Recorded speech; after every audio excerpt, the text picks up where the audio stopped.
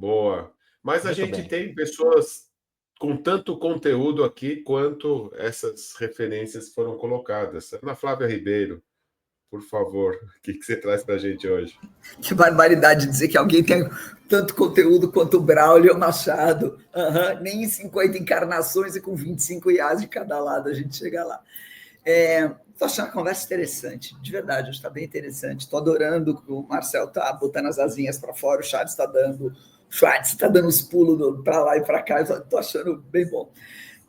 Seguinte, ontem saiu a gente está falando, está rodeando ao redor do bode na sala, né, o grande bode na sala, que é a inteligência artificial, e como ela mexe em todos os aspectos da nossa vida. Sim, em relação à criatividade, sim, em relação à incapacidade do ser humano, muitas vezes, de se autogerir, né? A gente tem uma questão com hierarquias, e me parece ser uma questão da espécie mesmo, né? Nós não conseguimos nos organizar de uma forma que muita gente que considera, de certa maneira, inocente no bom sentido, não no bom sentido, esperançosa, né? Que fala que o ser humano é perfeitamente capaz de se organizar em modelos de autogestão, e até mas desde que a escala não comprometa o resultado, né? Quando você começa a escalar isso para grandes grupos, me parece que hierarquicamente a gente não consegue escapar de uma situação de comando e controle.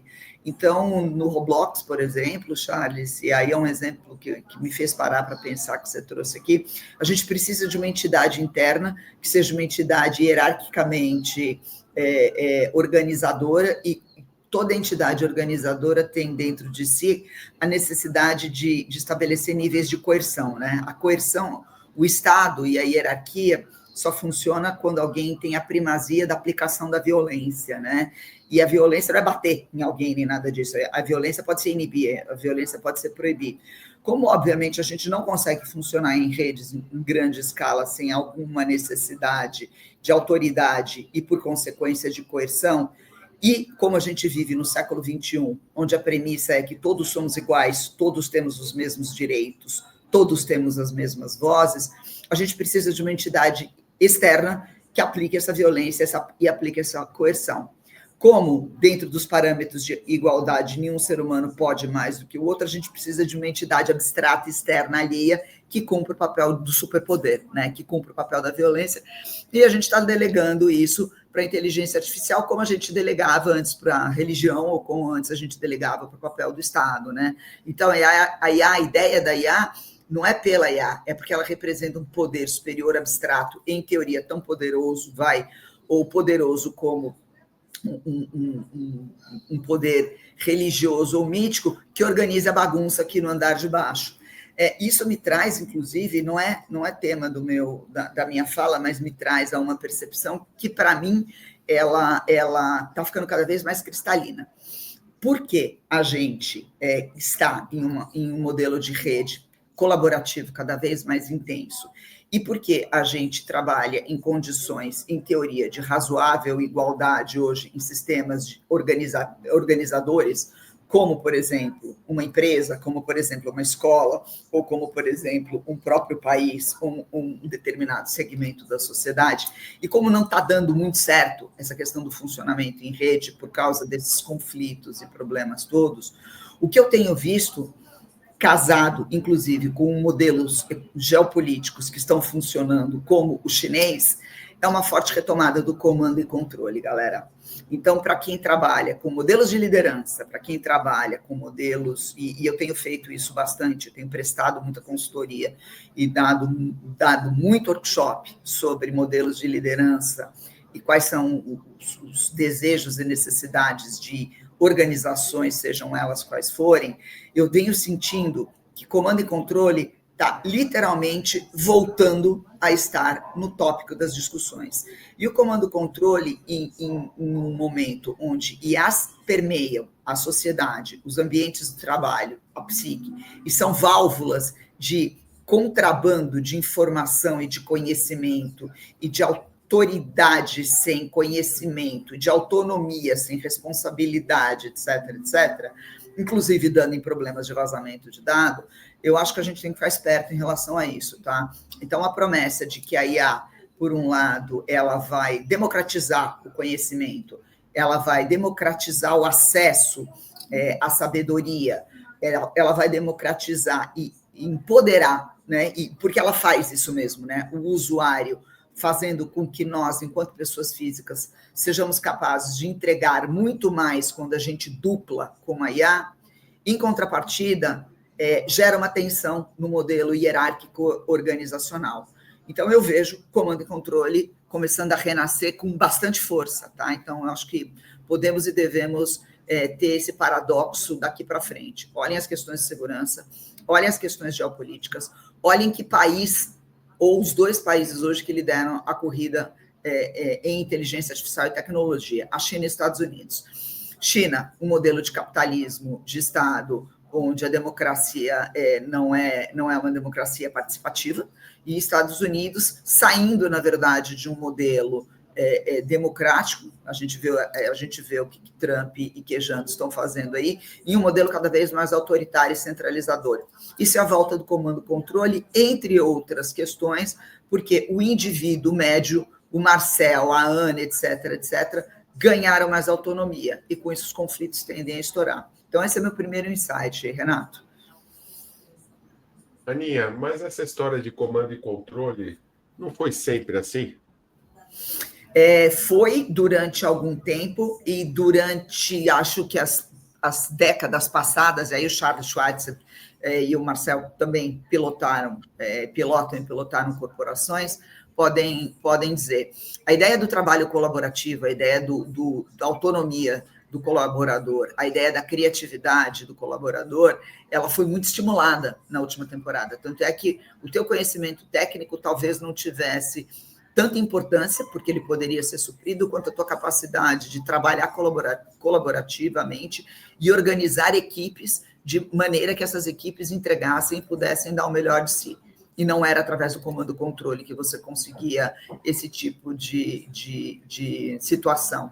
Mas em um momento, só para terminar, em um mundo onde a performance e a execução hoje são imperativos de sobrevivência, e mais do que isso, em um mundo onde, em teoria, todos podemos, do ponto de vista do indivíduo, mais até do que das equipes, sermos criativos, eu acho que as empresas voltam, sim, a uma questão de comando-controle. Charles Schweitzer. Não, só um pouquinho, Aninha. Só um minutinho, Charles. Vai lá, Renato. Não, é que quando a primeira coisa que vem na cabeça do conceito de comando e controle, você está falando das grandes potências, né? Eu acho que isso não mudou. Então, as grandes potências sempre brigando ali por estar comandando o mundo. Nas organizações, sem dúvida alguma, a gente passou por novos conceitos de gestão, do líder servidor, de equipes colaborativas, e aí até trazendo talvez uma problemática atual, características da geração atual que precisam ser administradas de uma maneira diferente. E aí já passo a bola para o Charles, porque o Charles lida com bastante gente da nova geração. E será que dá para ser um trabalho só colaborativo, ou em algumas horas tem que ter o comando e controle, meu querido CEO da Tanto? Bom, primeiro acho que voltando um pouquinho na pergunta da Ana, e aí eu acho que a gente tem dois caminhos, duas vertentes que são um pouco opostas no mundo atual, que uma é Salim Ismail e a outra é Milton Friedman, tá, Ana? E aí o Milton Friedman, que foi ganhador do Nobel de Economia, ele falava que o propósito da empresa é dar lucro, ponto. Então, assim, a gente convencionou o mundo inteiro a pensar sobre esse prisma. Então, o propósito da empresa é dar lucro, então a gente trabalhava sempre pela última linha e nunca pensando em outras coisas. Aí vem uma disciplina nova, né, que é a disciplina do Salim Ismail, e fala sobre propósito transformador massivo. E aí, de repente, as empresas começaram a se revestir de propósito. Só que na primeira crise que a gente enfrenta, a gente vê quais aquelas que, de fato, têm um propósito diferente e conseguem, a partir dele, ter trabalhos mais colaborativos, se organizar de forma diferente em função da jornada do cliente, levar em conta assim, aspectos e elementos de ESG e etc. E aquelas empresas que falam assim, peraí, gente, agora ferrou tudo, eu preciso voltar de novo para a última linha, eu preciso voltar para o EBITDA, e agora vai ser desse jeito, e vai ser assim, e vamos cortar custo, e etc. Então, eu acho que tem esse aspecto de que a gente, na crise, a gente voltou para os modelos do passado. E aí, modelo do passado é comando e controle, é a última linha do balanço, EBITDA forçado, e por aí vai. Já sobre as novas gerações, Grau, assim, eu, cara, de verdade, assim, toda vez que eu me pego pensando em tecer uma crítica sobre a nova geração, eu falo assim, tem que tomar cuidado para ver se eu não estou ficando velho. Porque aí tem textos, né, que são famosos, que vão desde lá da Babilônia, falando assim, essa nova geração não vai dar conta de levar adiante a nossa cultura, a nossa civilização e etc. Eu acho que uma coisa que a nova geração está trazendo para a gente é um ponto de reflexão bastante importante do seguinte sentido, falando assim, galera, vocês venderam para a gente durante a vida inteira que eu tinha que me preocupar com 300 coisas, que eu tinha que ser autônomo, que eu tinha que ser e etc. E agora vocês estão me dizendo que eu tenho que trabalhar dentro de um ambiente que é absolutamente tudo pelo lucro. Será que eu quero? E aí é um pouco, assim, está colocando a gente mesmo em xeque, eu acho. Então, cuidado para a gente não criticar demais a geração nova, para a gente não se colocar no papel do velho chato, que sempre existiu desde os tempos da Babilônia, criticando a geração nova que estava vindo. Então, Charles, eu e o Marcelo somos jovens, não somos, Marcelo? A gente somos.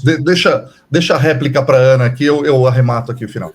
O que eu acho que é o seguinte, a gente não pode confundir comando e controle com o EBITDA e bottom line, tá? Não é a respeito disso, é a respeito de outra coisa.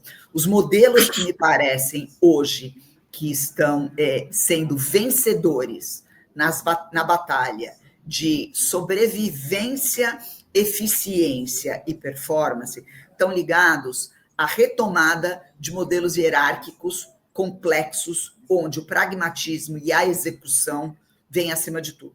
Então, se eu pego o modelo chinês, que hoje, sem sombra de dúvida, começa a se tornar um novo paradigma de execução, de iteração e de entrega, não é um modelo baseado em...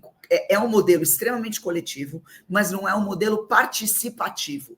A sua participação está atrelada ao seu posicionamento hierárquico, e dentro daquele posicionamento hierárquico, você tem que entregar o melhor de si para o bem geral. Mas isso não significa que ideias sejam bem-vindas, ou pitacos sejam bem-vindos, ou outras coisas sejam bem-vindas.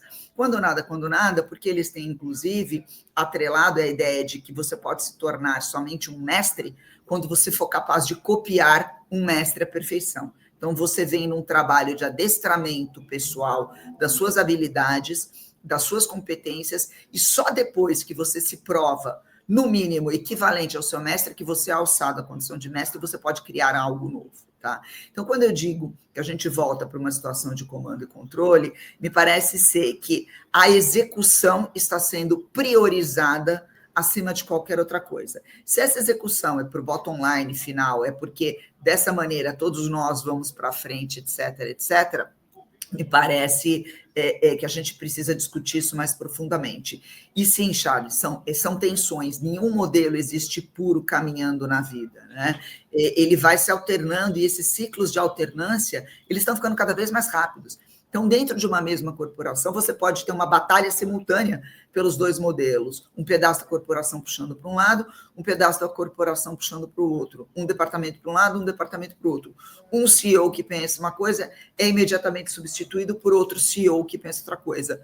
Vide o da Unilever, que ascendeu recentemente, essa semana, e já chegou dizendo que ele vai mandar embora 50% dos cargos de alta gestão da Unilever mundial, porque a Unilever está acomodada em bolsões de mediocridade. Qual é a formação dele? CFO. O que ele quer? Execução impecável acima de qualquer coisa, ou seja, comando e controle.